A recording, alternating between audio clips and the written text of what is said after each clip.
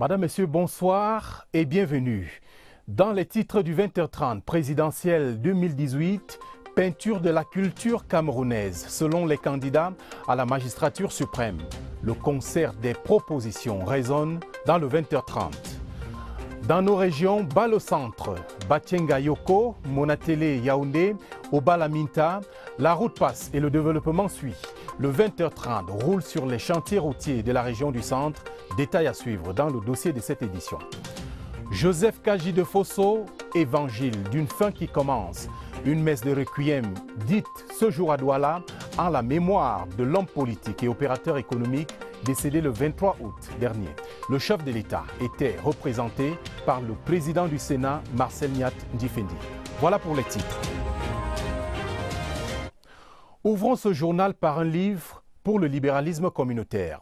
La dédicace de la nouvelle édition de l'ouvrage de Paul Biya, président de la République du Cameroun, a eu lieu cet après-midi à Douala, dans la région du littoral. Une lecture entre les lignes donne à voir la capacité de l'auteur à renouveler son programme politique en l'adaptant aux réalités du moment. Séverin Legambélé. Les passionnés de lecture, les critiques littéraires et tous les autres acteurs de la chaîne de production du livre ont l'habitude de dire que chaque ouvrage a son destin. Le livre Programme politique de Paul Biya pour le libéralisme communautaire, dont la nouvelle édition est en circulation, n'échappe pas à cette logique. Il y en a qui pensent d'ailleurs que du point de vue de l'analyse, c'est un livre événement parce que la mise à jour et le discours s'appuient sur des éléments de contexte. Comme partout ailleurs, du retour des vacances, c'est souvent la rentrée littéraire. Et donc, les lecteurs vont retrouver cet ouvrage en circulation et vont devoir s'abreuver de ce qui est comme nouveau au retour des vacances. C'est également un livre événement parce que sa publication, sa réédition beaucoup plus précisément, correspond à un contexte particulier, celui de campagne électorale, au cours de laquelle un homme politique, un homme d'État peut proposer aux Camerounais sa doctrine politique, sa vision politique. Dans le fond de l'ouvrage, déjà présenté au public de Yaoundé et de Douala, l'adaptation aux réalités de l'heure ne s'écarte pas de la ligne directrice de la première édition parue en 1987, à savoir la promotion de la liberté d'entreprendre, de la fonction régulatrice d'un État démocratique et du devoir de solidarité nationale. Quand vous décortiquez le livre, quand vous le lisez, notamment dans les 30 propositions, vous voyez qu'il y a un focus, notamment sur l'unité nationale, qui est réactualisé compte tenu du contexte de l'heure. Au plan littéraire, pour le libéralisme communautaire est en passe de devenir un classique, de par les idées qu'il véhicule. La réédition de ces livres, fruit de réajustements avisés, est, du point de vue général, un renouvellement de la réflexion politique sur des sujets qui touchent le quotidien des Camerounais. Une lecture recommandée avant la présidentielle. Parlons justement de la présidentielle 2018 et du rapport entre les programmes des candidats et le quotidien des Camerounais. Que propose-t-il en matière de culture? Question à Lucie Colette Avoulou.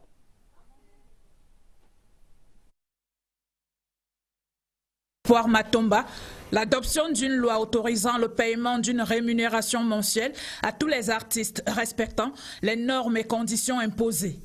Joshua aussi, le candidat du SDF, projette une transformation de certains édifices en centres culturels et confier leur gestion aux collectivités locales. Il entend tout aussi mettre en place un fonds de garantie destiné au développement de l'industrie culturelle, notamment la valorisation du patrimoine immatériel. La vision du candidat Akeremouna de l'AFD met en priorité un mouvement de réconciliation des Camerounais avec leur propre histoire, adossé notamment sur l'enseignement dans les écoles et les universités d'une histoire réécrite du Cameroun. Cette histoire réécrite devra favoriser la réhabilitation des sites, des monuments et des personnalités historiques. Cette réhabilitation devrait tout aussi se traduire sur le plan théorique et pratique par l'implantation des musées dans les 10 régions. Le candidat Paul Biya du RDPC entend maintenir le cap des innovations et réformes mises en œuvre jusqu'ici, destinées à favoriser une plus grande vitalité de la culture camerounaise. Dans leur immense majorité, les Camerounais aspirent à vivre ensemble, dans la paix. C'est soucieux de cette aspiration que j'ai créé la Commission nationale pour la promotion du bilinguisme et du multiculturalisme, dont le rôle dans la promotion de notre vivre ensemble sera essentiel. Si les exemples venus d'ailleurs peuvent inspirer, l'industrie culturelle sous d'autres cieux constitue l'un des moteurs des économies. Certainement que les 9 candidats à l'élection présidentielle du 7 octobre en ont conscience.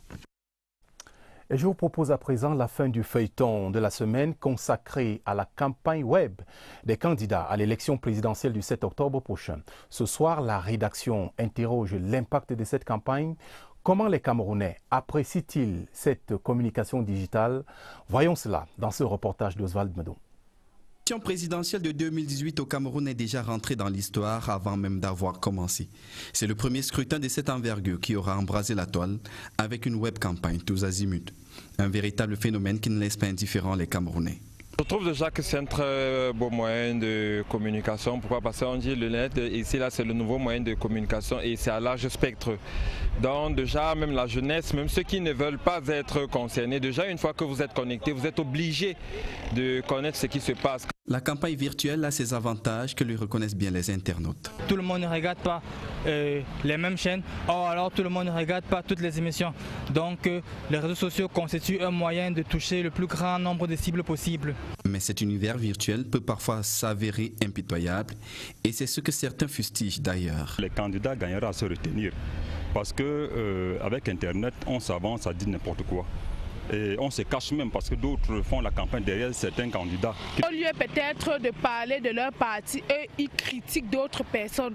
Tantôt, ils critiquent le président sur place, tantôt, ils critiquent les opposants et tout et tout. Je pense que c'est pas de ça. Le mérite est sauf tout de même. La visibilité du candidat sur la toile l'expose aux followers. Dans un espace où le smartphone est désormais la chose du monde la mieux partagée. La web campagne, une occasion comme une autre de prendre une longueur d'avance sur les autres concurrents. Seulement, tous l'ont bien compris. La différence se jouera sur la pertinence, mais surtout sur la capacité de convaincre un électorat connecté que pas grand-chose ne supplante plus désormais. Rendez-vous lundi prochain pour un autre feuilleton. La Coupe d'Afrique des Nations 2019 sera un grand rendez-vous touristique et le Cameroun s'y prépare. Depuis hier, un atelier de professionnels du tourisme se tient à Garoua, dans le Nord. Le ministre d'État en charge du tourisme et des loisirs a ouvert les travaux avant de procéder à l'inauguration du bâtiment abritant les services régionaux de son ministère. Le reportage de Iya Achamalim à Garoua. Un riche potentiel faunique, des sites touristiques pittoresques, un important patrimoine immatériel, le Nord peut se targuer d'être mieux loti. Dame Nature lui a permis de crédibiliser les critères de pôle de développement touristique qui rassure les visiteurs. Le séminaire de renforcement des capacités des professionnels du tourisme organisé à Garoua sur l'accueil, l'hygiène, les techniques de service et la sécurité des touristes vise donc à mettre fin à l'amateurisme dans le secteur du tourisme et des loisirs, à s'arrimer aux standards internationaux pour accueillir une clientèle fortement diversifiée pendant la Cannes Total Cameroun 2019. Nous visons le développement de la qualité des services d'accueil et dans le contexte actuel d'insécurité, nous devons faire en sorte qu'un touriste visitant notre pays et particulièrement cette région du Nord sache que de jour comme de nuit, il est en toute sécurité. En marge des travaux de Garoua, le ministre d'État Bello Bouba Maïgari a procédé à l'inauguration du nouveau bâtiment abritant les services de la délégation régionale du tourisme et des loisirs pour le Nord. Bâti sur une superficie de 5000 m², ce joyau architectural a coûté à l'État camerounais plus de 415 millions de francs CFA. Le ministre d'État, ministre du Tourisme et des Loisirs, s'est également rendu à Lac-d'Eau pour y visiter la station nautique en construction. De belles promesses pour faire du Cameroun une véritable destination touristique. Toujours à Garoua, signalons la clôture ce jour de la 16e édition de la campagne Vacances sans sida. Le secrétaire exécutif de Synergies africaines, Jean-Stéphane Biacha, a remis aux participants des bourses d'une valeur de 50 000 francs CFA chacune et du matériel scolaire. Le don est de la première dame du Cameroun, Chantal Biya, présidente fondatrice des Synergies africaines. Les détails dans ce reportage d'Abel Sali de CRTV Nord. Les comportements à risque en milieu jeune ont été encore corrigés pendant les vacances, aussi bien dans le nord que dans les autres régions du Cameroun, grâce à Vacances sans sida, initiative de la première dame Chantal Biya, présidente fondatrice de Synergies africaines. Une campagne de sensibilisation couronnée de succès.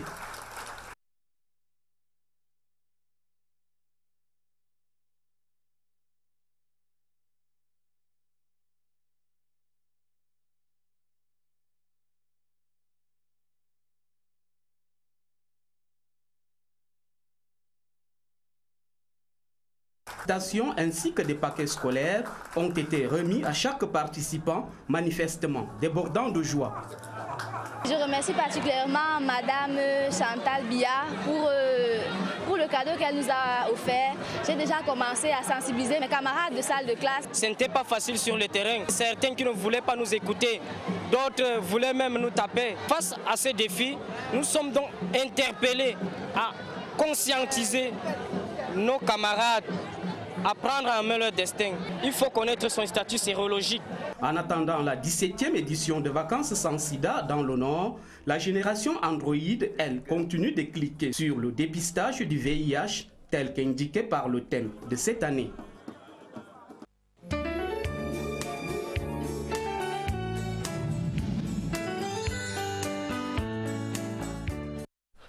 Regard sur la région du centre ce soir. Les travaux routiers en cours vont relier bientôt la totalité des départements par des routes bitumées.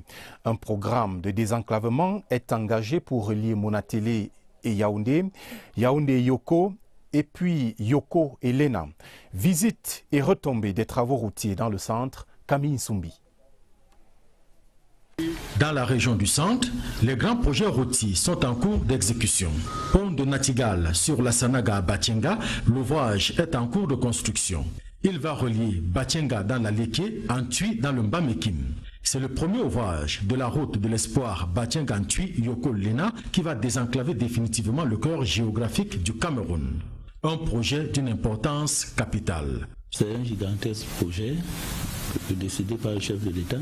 Le tronçon, s'il est travaillé et réceptionné, ça va réduire le trajet ancien de près de 200 km. Au terme de la construction de cette nationale, ce sera un ouf de soulagement et les populations vont en tirer bénéfice. C'est salvateur puisque pour un homme d'affaires qui se voit réduire les distances sur un axe bien entretenu, c'est un gain terrible. Les travaux connexes attendus, avec les pistes pour les zones, les bassins de production, la construction des écoles, des hôpitaux, un certain nombre d'infrastructures sociales.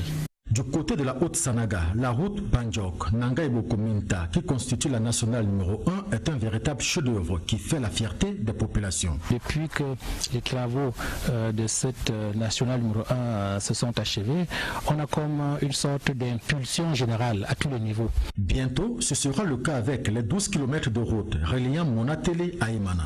Il y aura alors des retombées au profit des populations. Allons maintenant sur la route de l'espoir Batienga-Yoko-Lena, nouvel espoir des populations bénéficiaires. Au-delà du simple slogan, les retombées sont déjà visibles sur le plan socio-économique. Awa Issa, de CRTV Centre. Des eaux jaunâtres du fleuve Natigal en crue jaillissent les prémices du pont de tous les espoirs. L'ouvrage prend progressivement corps, des engins lourds et des gros bras sont à l'œuvre.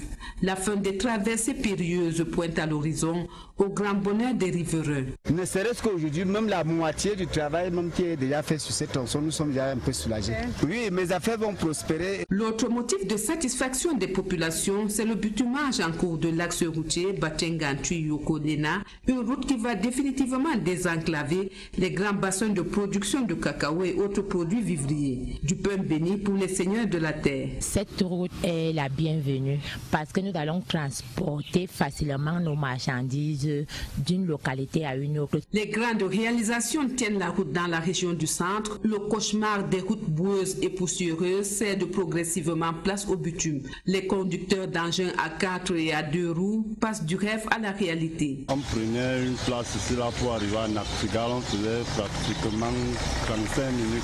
Et maintenant là, ça va un peu plus vite.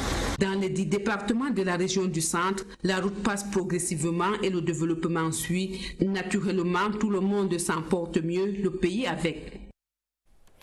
La route Saint-Mélie-Madjoum, un projet intégrateur avant même la fin des travaux.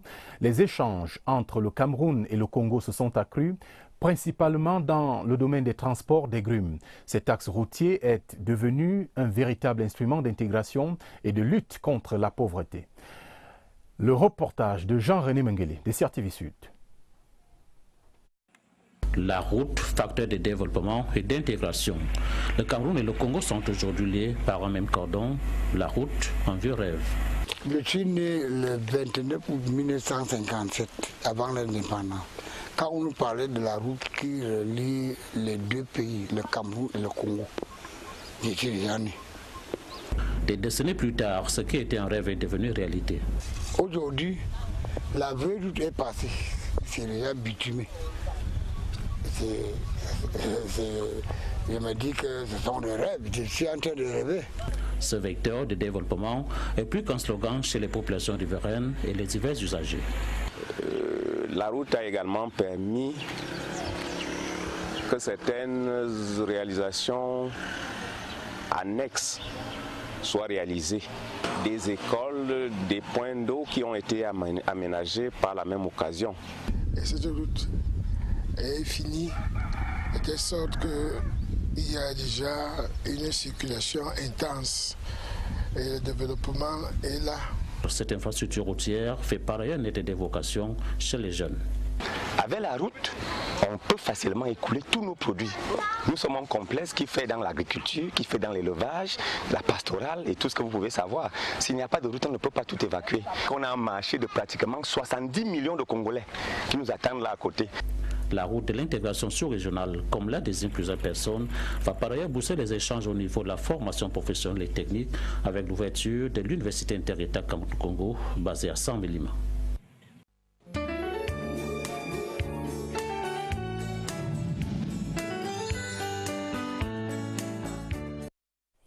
Dans la suite du journal, jetons un regard sur les acquis du Cameroun en matière de postes, télécommunications et TIC au cours des 7 dernières années. Un document bilan du ministère des Postes et Télécommunications fait le tour de la question et notre reporter Daniel Melanga l'a parcouru. Note de lecture. Le ministère des Postes et Télécommunications feuillette les précieux acquis enregistrés dans le secteur ce dernier septennat. 7 riches années illustrées dans le rapport d'analyse des données du Minpostel et de l'Institut national de la statistique. Il s'y dégage un basculement entre 2015 et 2018. Des prescriptions du président de la République, Paul Biya, à la conférence sous-régionale sur l'économie numérique, le ministère des Postes et Télécommunications soutient que la révolution numérique est en marche au Cameroun. Concrètement, le bilan du Minpostel met en lumière le linéaire de fibre optique interurbaine rallongé. 12 000 km actuellement, contre 2 150 km en 2012. Autre fleuron, les 6 000 km de câbles sous-marins à fibre optique qui relient désormais le Cameroun au Brésil. Le rapport d'analyse du Minpostel recense aussi plus de 18 millions d'abonnés du téléphone mobile en 2016, près du double du chiffre de 2010. Des statistiques moins éloquentes tout de même sur l'accès à Internet sont relevées dans cette revue. Mais il y a de l'espoir avec les ouvriers du secteur, plus dynamiques que jamais. Près de 3 000 jeunes doués attisent la révolution de l'économie numérique, potentiel moteur de croissance. Et c'est l'administration publique, le quotidien des Camerounais, qui se transforme. Mais il en faut plus pour réduire la fracture numérique. Le chef du département ministériel, Minette Libom Lilikeng, reste optimiste. Les chantiers de la formation, de la promotion de l'accès et l'usage des TIC pour toutes les composantes restent en cours. Une nouvelle cuvée d'experts en affaires sociales, désormais prête à servir la fonction publique camerounaise. Ils ont reçu ce jour à Yaoundé leur diplôme de fin de formation à l'INAM. Pauline Irène Guéné, ministre des Affaires sociales et marraine de la promotion Solidarité africaine, a exhorté les lauréats à promouvoir l'excellence et la probité dans le service. Compte rendu, Elvire Ninan. Nous devons aller appliquer notre ingénierie en matière d'intervention sociale sur le terrain. Partout où il y aura un être humain, nous avons à faire parce que le développement n'est pas qu'économique, il est social. La cérémonie de parrainage de cette filière est également l'occasion d'assurer un passage de témoins avec la promotion suivante. Pauline Irène Guéné, marraine de ces lauréats, les engage à apporter leur expertise au management des services sociaux. Je voudrais vraiment exprimer tous mes encouragements aux inspecteurs des affaires sociales qui sortent aujourd'hui, parce qu'ils devront faire montre de beaucoup de professionnalisme, d'abnégation, du respect du code éthique, n'est-ce pas, face aux nombreuses sollicitations plurielles du secteur social. La réouverture de cette section après 16 ans de suspension traduit la réponse du gouvernement en matière d'intervention sociale. Dans les carnets de la diplomatie, un nouvel ambassadeur de la République du Sénégal au Cameroun, Kar Diouf, a présenté les copies figurées de ses lettres de créance ce jour au ministre des Relations extérieures, le jeune Mbela Mbela. L'ambassadeur de la République arabe d'Égypte, lui, a été reçu en audience par le ministre délégué auprès du ministre des Relations extérieures en charge des relations avec le monde islamique. La synthèse de Laurentine Bokono. Accrédité au Cameroun en qualité d'ambassadeur extraordinaire et plénipotentiaire de la République du Sénégal au Cameroun, son Excellence Kar Diouf est venu présenter les copies figurées de ses lettres de créance au ministre des Relations extérieures, le jeune Mbela Mbela. Une procédure qui lui permet, selon les usages diplomatiques, de commencer à assumer ses fonctions avant la présentation formelle de ses lettres de créance au président de la République. Kar Diouf succède à Vincent Badji de regrettée mémoire, décédé le 22 juillet dernier et dont le souvenir reste encore dans les esprits. Même cadre, autre audience, celle accordée à l'ambassadeur de la République arabe d'Égypte au Cameroun. L'Égypte est appelée dans quelques mois à prendre le relais de la présidence tournante de l'Union africaine. L'Égypte prendra la présidence de l'Union africaine l'année prochaine et c'est dans ce domaine-là que je suis venu voir son Excellence Adungaroum pour discuter les projets. Il y a certainement intérêt au Cameroun et on veut bien les savoir pour qu'on puisse les intégrer pour l'intérêt de l'Afrique. Le Caire et Yaoundé occupent des positions stratégiques dans leurs zones d'influence respectives et sont également liés par plusieurs accords de coopération. Une coopération satisfaisante est bâtie autour des valeurs telles la paix, la solidarité et la générosité pour une plus grande unité et intégration continentale. Et dans l'actualité des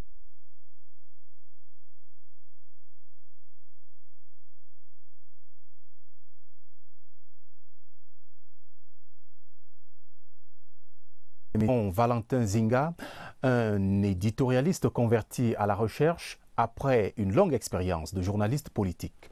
Le point des discussions avec Christian Batiegani.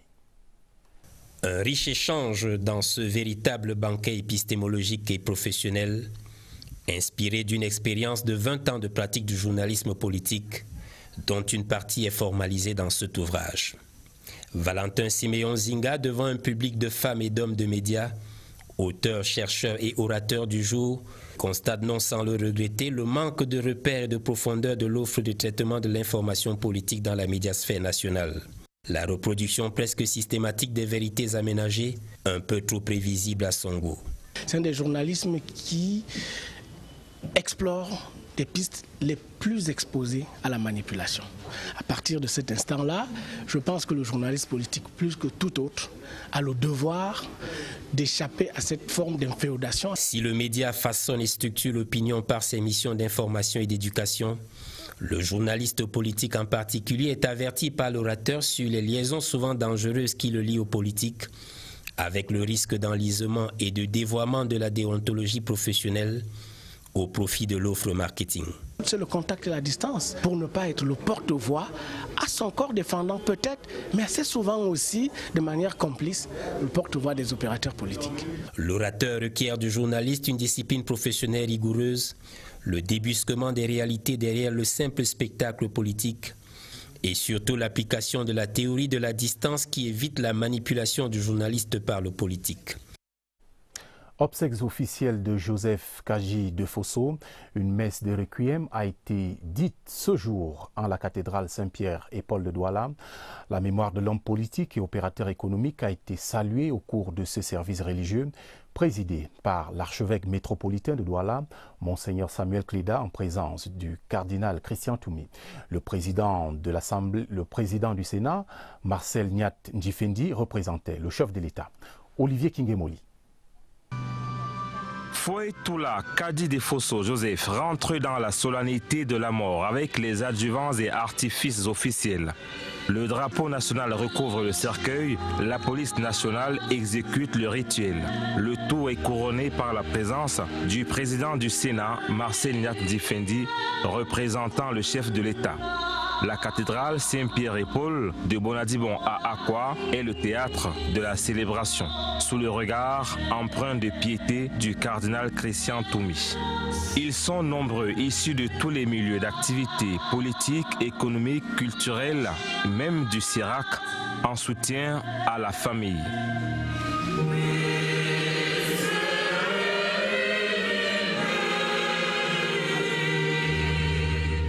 La messe de requiem est présidée par l'archevêque métropolitain. Monseigneur Samuel Cléda emprunte l'écriture biblique via l'exhortation donnée par l'apôtre Saint Paul pour reconnaître l'immensité de l'œuvre du disparu par cet appel. Il est temps que sa grande famille l'accompagne dans la joie, dans la dignité.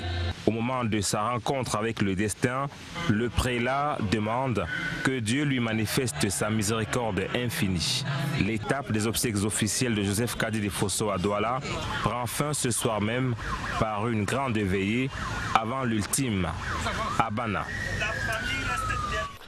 Reparlons de l'élection présidentielle du 7 octobre 2018. Les syndicats des transporteurs routiers roulent pour Paul Biya. Ils ont remis une motion de soutien au ministre du Travail et de la Sécurité sociale à cet effet. C'était ce jeudi à l'hôtel de ville de Yaoundé. Grégoire Owona était accompagné du ministre des Transports et de son homologue de la Communication. Voici quelques clichés forts de cette cérémonie captés par Étienne Pascal Azege. Les transporteurs routiers choisissent Paul Biya comme leur unique passager sur la route qui mène à l'élection présidentielle. Le candidat du RDPC sera dans la classe VIP lors de ce voyage électoral dont le terminus est le 7 octobre 2018. L'organisation syndicale de cette corporation a formulé cet engagement dans une motion de soutien remise au ministre du Travail et de la Sécurité sociale à Yaoundé. Nous constatons avec joie que le président Paul Biya s'oppose systématiquement à tout ce qui peut empêcher notre évolution. Dans un élan de solidarité gouvernementale, Grégoire Owona est assisté de ses collègues des transports et de la communication. Jean-Ernest Massenangale Bibé et Issa Chiroma Bakari saluent cet acte citoyen des transporteurs dans la phase des allocutions. Cela doit néanmoins se traduire dans les urnes le 7 octobre, réitère le ministre du Travail. Une élection n'a jamais été gagnée d'avance. Il faut donc aller aux urnes le 7. Cérémonie qui a connu une participation massive des transporteurs routiers du Cameroun. Rendez-vous le 7 octobre. Les femmes ont une longueur d'avance sur l'actualité vu qu'elles pensent déjà à l'après-présidentielle. Réunies hier à Konolinga dans l'Union Infumu par ONU Femmes, elles ont décidé d'augmenter le nombre d'électrices et de candidates aux prochaines législatives et municipales. Le récit d'une femme justement de la rédaction, Florence Ngwangeli. Les femmes de l'arrondissement d'Akonolinga seront nombreuses à poser des candidatures lors des élections municipales et législatives prochaines. L'engagement a été pris au cours de cette conférence organisée à leur intention par ONU Femmes. Cela fait partie de notre mandat de promouvoir et d'encourager la participation des femmes à la prise de décision, qui est une occasion d'échange, mais aussi qui est une occasion de pouvoir renforcer les capacités des femmes, les équiper pour qu'elles sachent qu'elles sont importantes pour la prise de décision dans ce pays. Ces femmes, réunies en réseau et venues d'Ayos, Endom, Mingang, Akonolinga et Nyakokombo, ont été édifiées sur l'importance de la participation des femmes dans le processus électoral, la femme leader, facteur de développement et de démocratie. L'objectif visé, c'est une sensibilisation, qu'elles ne restent pas seulement confinées aux tâches ménagères, qu'elles sachent qu'elles ont également leur mot à dire dans le processus électoral, dans le choix d'un leader. Pour les élections à venir législatives et municipales, non seulement elles doivent participer au vote, mais elles doivent également se présenter. Séance tenante, plusieurs femmes ont retiré leur carte d'électeur. Preuve qu'elles s'engagent résolument à participer au processus électoral dans l'Union Infumu. Une autre actualité en rapport avec l'élection du 7 octobre prochain, le président de l'Alliance nationale pour la démocratie et le progrès a demandé de voter pour le candidat Paul Biya le 7 octobre prochain. Déclaration du ministre Amadou Moustapha lors de l'installation des membres des sous-sections ANDP de l'arrondissement de Maroua 2. Occasion également pour le président de l'ANDP de présenter son projet pour la ville de Maroua aux élections municipales et législatives prochaines. Compte rendu d'Honoré Mbouaké de CRTV Extrême Nord. C'est en invitant les militants et militantes de l'ANDP de Bikordi, de Louguéou et de Dougoy à aller retirer sans hésitation leur carte d'électeur à Ilekam que le président national de l'ANDP a bouclé sa tournée dans le département du Diamaré. Satisfait de la mobilisation légendaire de ses partisans, il est resté constant quant à son soutien au candidat du RDPC. Je convie l'ensemble des populations du Diamaré, de tout l'extrême nord, à aller le 7 octobre 2018 plébisciter le président Biya. À Doualaré et à Dougoy, les militants de l'ANDP ont démontré leur détermination à respecter à la lettre l'appel lancé par leur leader.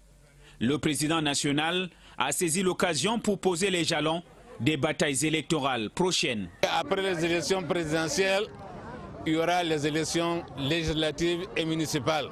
L'ANDP voudrait que vous essayiez aussi ce parti aux élections prochaines. Vous allez voir le miracle que nous allons faire. Les militants de l'ANDP sont donc prêts à affronter les échéances électorales qui s'annoncent.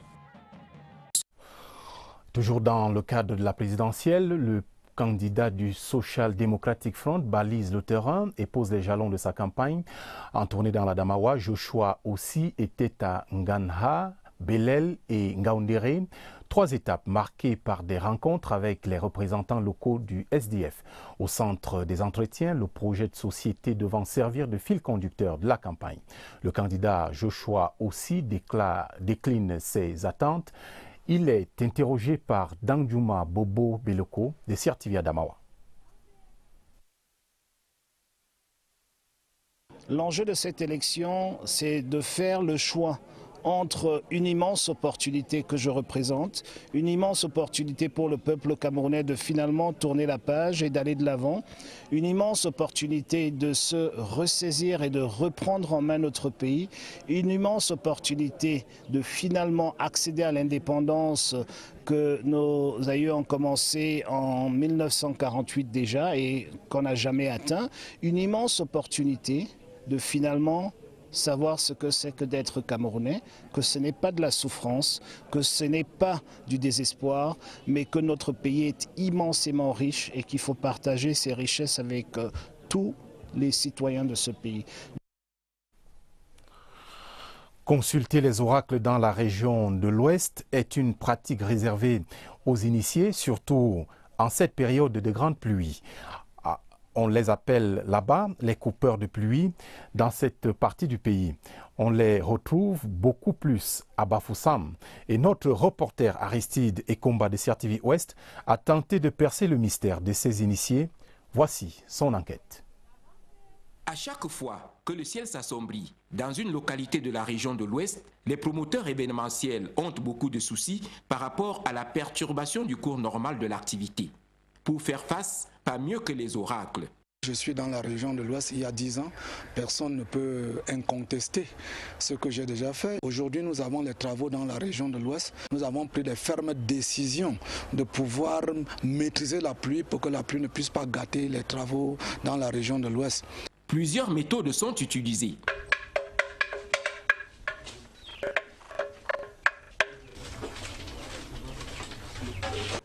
Les résultats, bien que mitigés, marquent l'opinion. Quand on fait les funérailles du chef Bamongoum, oui, il y avait les coupeurs de pluie. Et on a vu la pluie menacer tout autour, il y a la pluie qui menaçait. On avait des gens bizarrement habillés là, mais on dit qu'ils étaient en train de faire couper la pluie. Et on a cru passer, la pluie venait, mais ça ne pouvait pas. Et dès que les funérailles sont finies, la pluie est tombée. Dernièrement, il y a eu la liste à Kouekong. Il a plu sur les gens là-bas. Si vraiment ces gens-là existaient, il ne va pas pleuvoir sur les gens. Pour les scientifiques, les mêmes causes qui produisent les mêmes effets ne sauraient être influencées par les esprits. On ne peut pas prétendre arrêter la pluie. C'est un processus naturel. L'homme peut influencer la pluie, enfin la tombée de la pluie, mais pas l'arrêter de tomber. Chez les initiés qui communiquent avec le cosmos, il suffit de maîtriser la technique et le tour est joué. Il y a les techniques de voyance qu'on utilise pour savoir s'il va pleuvoir ou pas. Après la technique, on utilise maintenant la méthode appropriée. Parce qu'à tout moment, on n'utilise pas une même méthode. Il y a plusieurs méthodes. On utilise la méthode appropriée. Et quand on utilise la méthode appropriée, on veille. Et il y a certaines conditions que celui qui dévie la pluie doit respecter. Ne pas boire à la veille, gêner. Et pendant tout au long de la déviation de pluie, il ne doit pas boire de l'eau. Si vous voulez mettre vos cérémonies à l'abri des intempéries, vous savez désormais à quel saint se vouer. Revenons à des choses plus accessibles à la majorité. La Société camerounaise des dépôts pétroliers continuera d'assurer la disponibilité de ses produits sur l'ensemble du territoire national. L'assurance est du directeur général adjoint de cette structure qui vient de tenir à Douala une réunion de concertation avec les différents acteurs de la chaîne logistique d'approvisionnement et les marketeurs. Gabriel Eteki et Bokolo s'est voulu rassurant. La SCDP n'a pas connu de pénurie, contrairement aux rumeurs qui font le tour des réseaux sociaux. Aboubakar Abo, de CRTV Littoral. C'est une rumeur inflammable qui aurait bien pu faire partir en fumée la quiétude des automobilistes de Douala.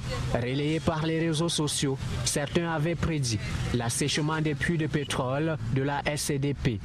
Mais le vent de panique a été stoppé net. Les gens s'amusent à mettre dans les réseaux sociaux des informations non fondées. Ce que vous devez savoir, c'est que le gouvernement a pris des mesures depuis l'arrêt de la Sonara au mois d'avril pour que le produit soit disponible. Il y a une série d'importations qui sont faites et par la Sonara et par les importateurs et tout se passe très bien. La soif de carburant continuera à être étanchée.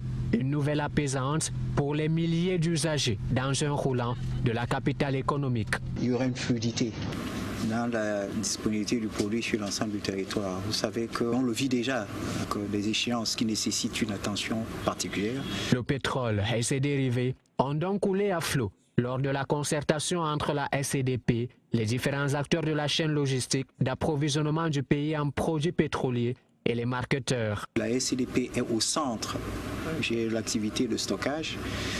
Il a fallu repréciser les responsabilités des uns et des autres, qu'il s'agisse de la Sonara qui a la responsabilité des approvisionnements ou de certains importateurs. Donc des marketeurs qui ont la responsabilité de s'assurer que le produit est disponible dans l'ensemble des réseaux des stations-service. Il était tout à fait normal qu'à un moment donné, on se réunisse pour parler des difficultés que les uns et les autres peuvent rencontrer actuellement et qu'ensemble on puisse faire, pourquoi pas, une ébauche de recommandations à adresser au gouvernement. Et pour continuer à carburer à la performance, la SCDP et les marketeurs ont défini des stratégies payantes destinées à assurer le carburant dans les réservoirs des automobilistes sur l'ensemble du territoire national, et ce, pour longtemps encore. Abordons maintenant balle au pied l'actualité des sports de ce journal. Premier sacre des Lions indomptables au tournoi de football COSAFA ce jeudi à Port-Elizabeth en Afrique du Sud. Cameroun 8, Mozambique 1. C'est le score enregistré à l'issue d'une rencontre très disputée mais dominée par les filles de Joseph Nkodo. Le Cameroun prend ainsi la première place du groupe B. Le point avec notre envoyé spécial en Afrique du Sud, Monique Félicité Tuen.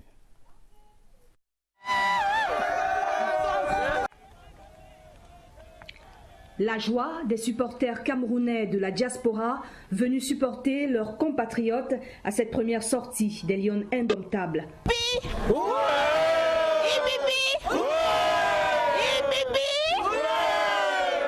Je suis très contente d'être ici aujourd'hui. Je suis très contente de mon pays. Vous avez vu, nous avons tous vu ensemble comment le Cameroun, les femmes ont joué, les Lions ont joué. Elles ont gagné 8 buts contre 1. Nous sommes tous très contents. 8 buts à 1, score final face au Mozambique grâce au triplet de Mpébisson, un doublet de Raïssa Mbappé et Tundi et 3 autres buts signés Ninon Thérèse Abena, Charlène Meyong et Agnès Nkada. C'est ma première compétition avec les couleurs du pays, donc je me devrais de bien la commencer. C'est toujours bien de gagner, on a gagné aujourd'hui par un large score. Maintenant, voilà, il ne faut pas s'attarder sur ce match c'est passé. Maintenant, il faut penser à samedi et à un prochain match. Il faut qu'on continue comme ça à travailler. À l'issue de cette première journée du groupe B, le Cameroun s'installe à la première place avec 3 points, suivi de la Zambie, vainqueur du Lesotho, 2 buts à 0. Le Lesotho est à la 3e place avec 0 points et au bas du tableau, le Mozambique. Et pour terminer cette page sportive, cette note qui prend le contre-pied de l'actualité chez les Lions. Volleyball, 2e journée de compétition du Cameroun au 19e championnat du monde Italie-Bulgarie. Les Lions ont perdu il y a quelques minutes le match face à la Serbie. Score 3-7 à 0. Nous y reviendrons. C'est la fin de ce journal. Retrouvez dès demain Karine Olive Yabit pour les éditions du week-end. Patricia Lebamotoxon et Jean-Cyriac Besseux seront des vôtres pour le minuit. Merci aux équipes de production mobilisées toute la semaine pour produire le 20h30. À lundi.